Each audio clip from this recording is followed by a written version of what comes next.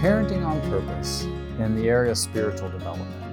One of our greatest desires as parents would be to help our kids grow in their spiritual development and understanding.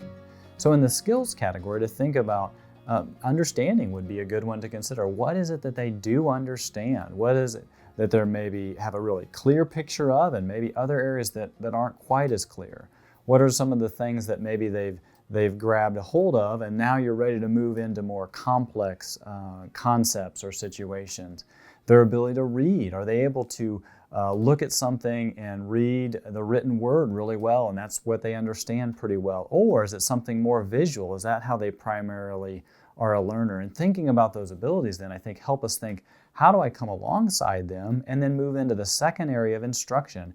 If our instruction can be geared towards their strengths, or if our instruction is kind of operating out of a place that we know is a weakness, that we would acknowledge that and either go slower or take things in smaller chunks. And that instruction, that might be things like a picture of God, some of the attributes that you feel like would be core to how that you would want them to see God, and starting with those, like God is love, or God is kind, God is faithful, that you maybe would start there, and then you build on those, and then you bring in concepts of, God is just, and He is righteous and holy, and how all those things start to fit together.